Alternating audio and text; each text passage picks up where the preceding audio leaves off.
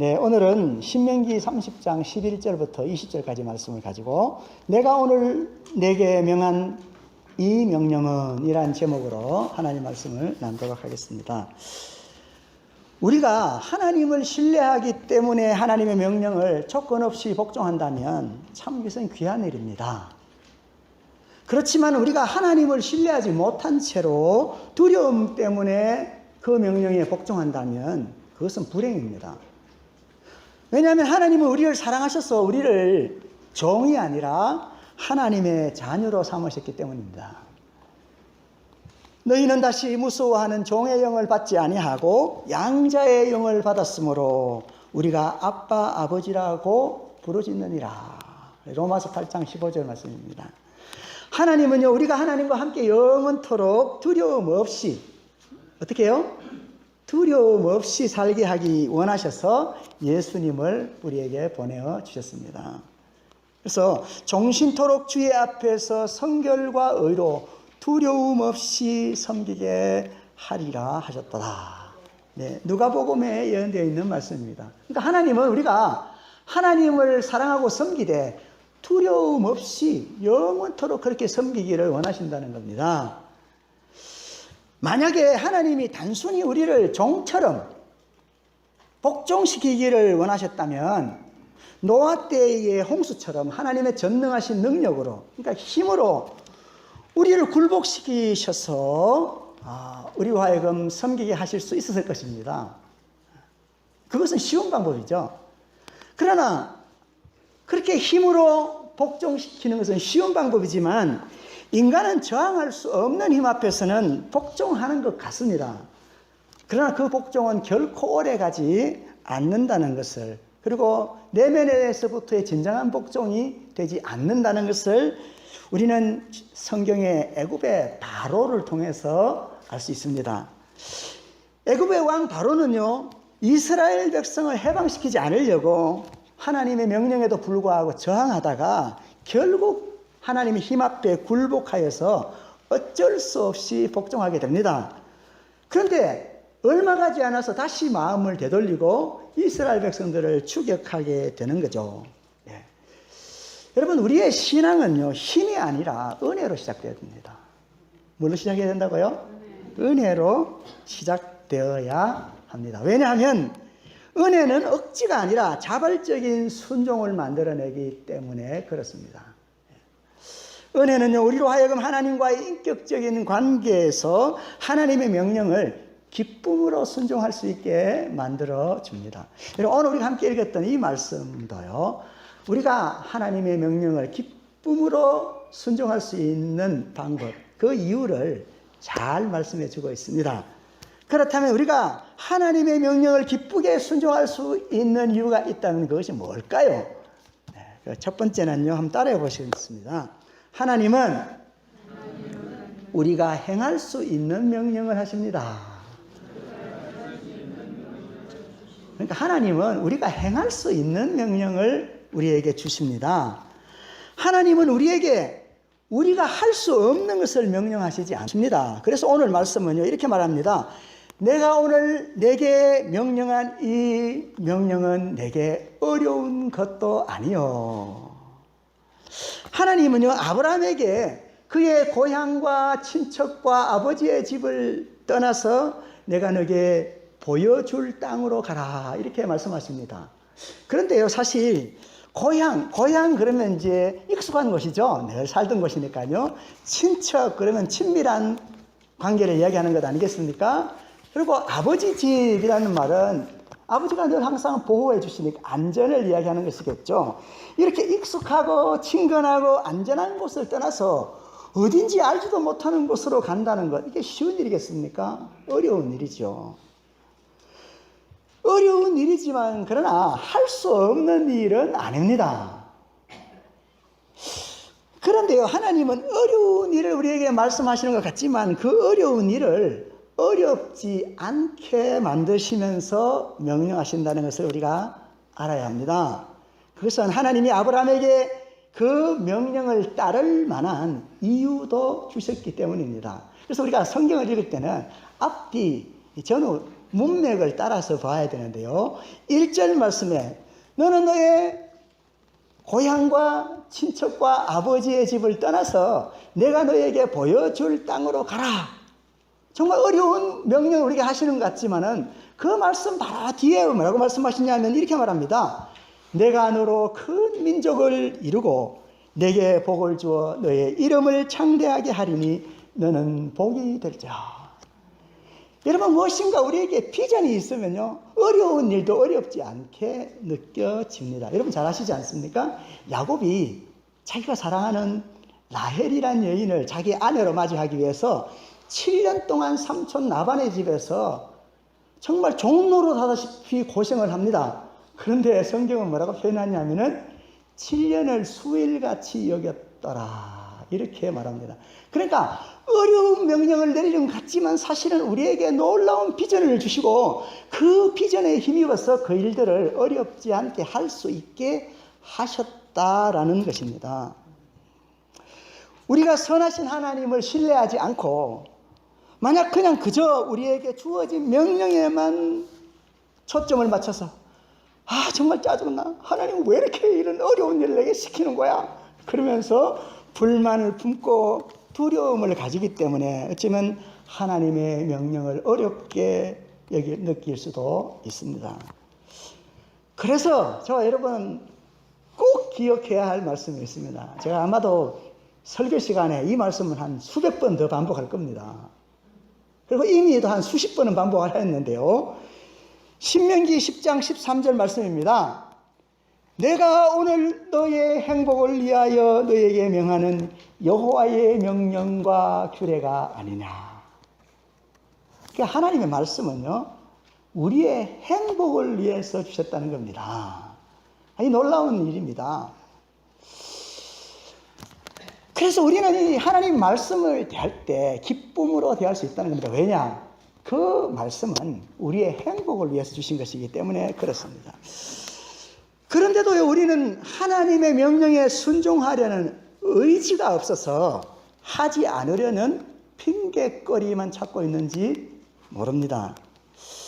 오늘 우리 11절 말씀을 같이 보시면 이렇게 말합니다. 내가 오늘 너에게 명령한 이 명령은 너에게 어려운 것도 아니요 먼 것도 아니라. 하나님의 명령은 어려운 게 아니라는 겁니다. 우리가 할 수 있는 거라는 겁니다. 그리고 멀리 있는 것도 아니라는 겁니다. 언제든지 마음만 먹으면 할 수 있는 일이라는 겁니다. 그래서 이 말씀을 계속해서 한번 읽어보면 이렇게 말합니다.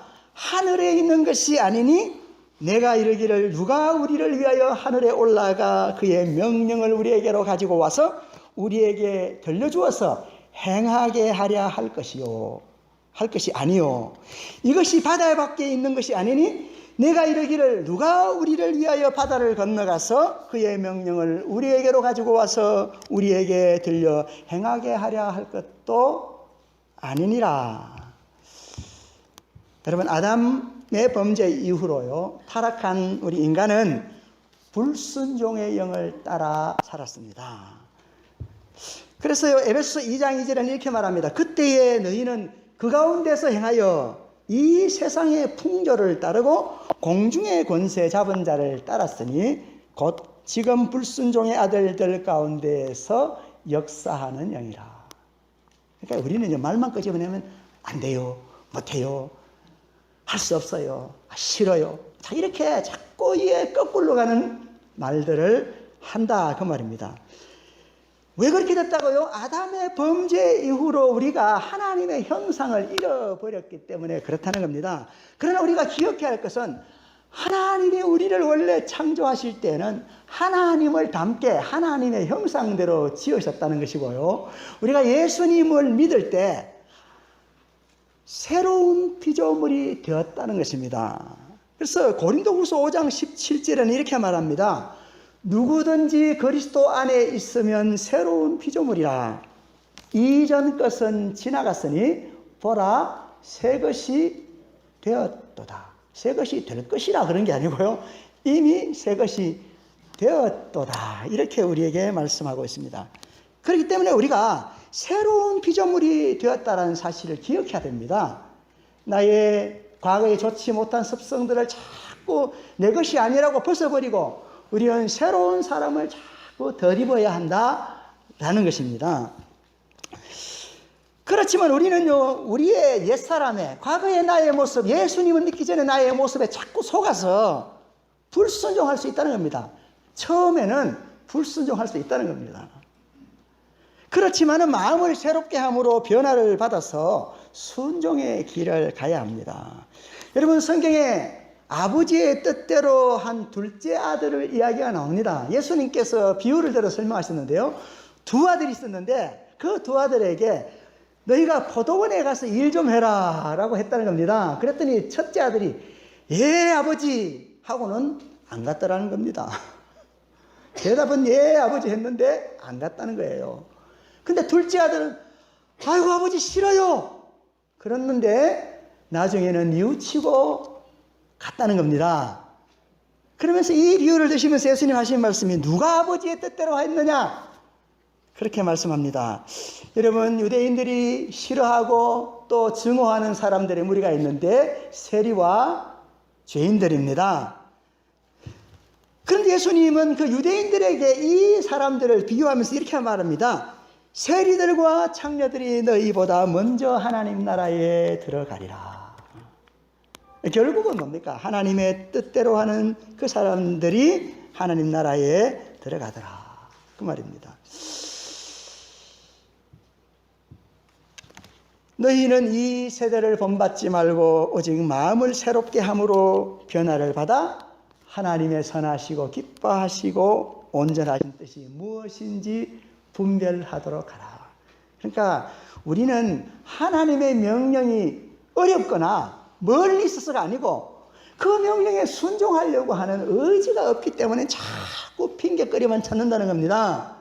그래서 우리는 우리의 마음을 새롭게 하고 변화를 받아서 하나님의 뜻 가운데 사는 삶을 살아갈 필요가 있다라는 것을 말씀하고 있습니다. 두 번째로요, 우리가 하나님의 명령을 기쁨으로 순종할 수 있게 되는 이유는요, 하나님은 우리를 생존하고 번성하게 하기 위해서 그 명령을 주셨다 그 말입니다.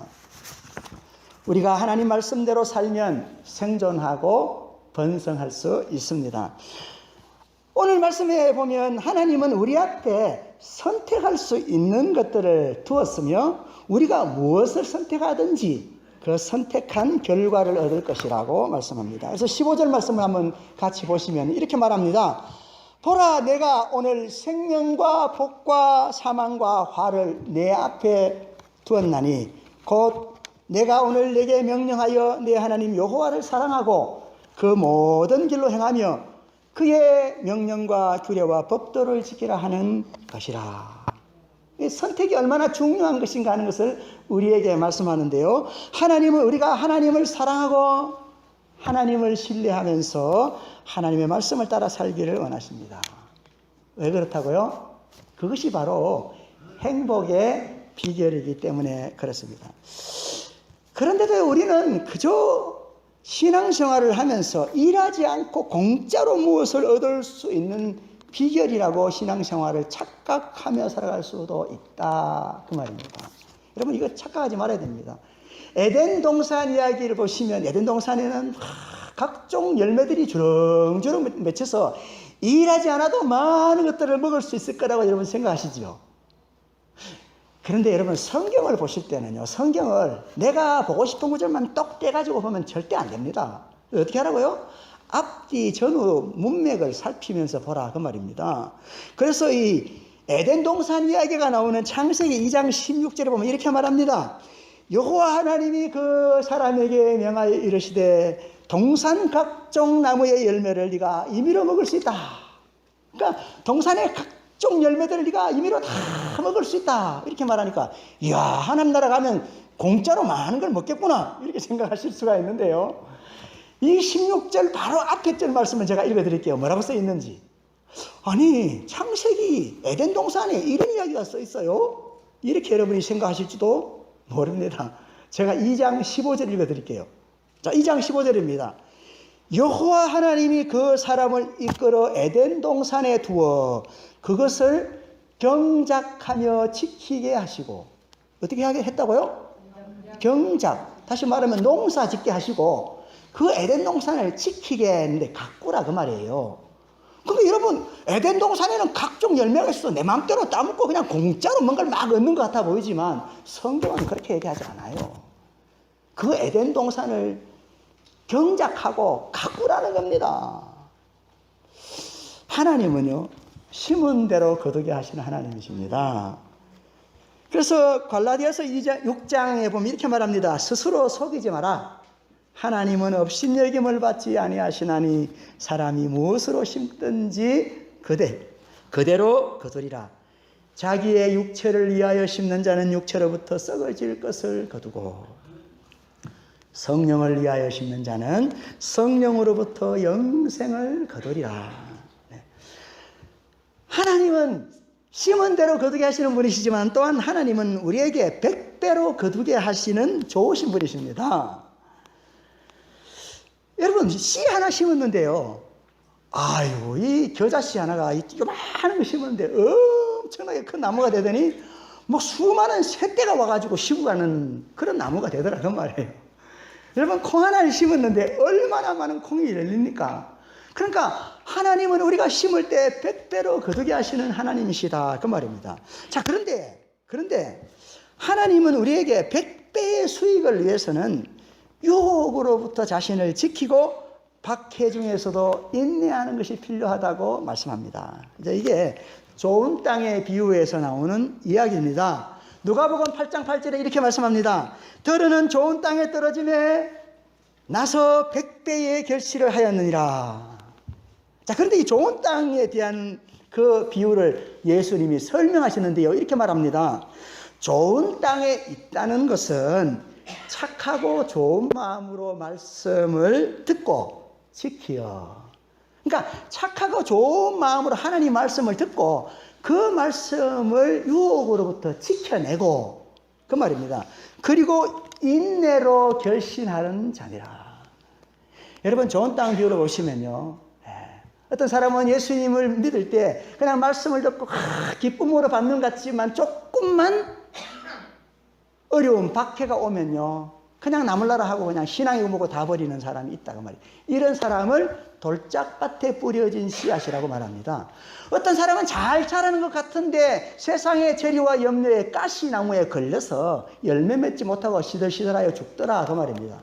그래서 박해를 인내로 견디고 유혹 앞에서 나 자신을 지킬 수 있을 때 100배의 열매를 얻을 것이다. 우리에게 이렇게 말씀하고 있는 것입니다. 우리가 말씀대로 살면 복을 누릴 것입니다. 그래서 오늘 말씀에는 결론적으로 이렇게 말합니다. 그리하면 네가 생존하며 번성할 것이요 또 내 하나님 여호와께서 내가 가서 차지할 땅에서 내게 복을 주실 것이니라. 반대로요, 우리가 말씀을 떠나면 반드시 망합니다. 자, 이 말은요 저주가 아닙니다.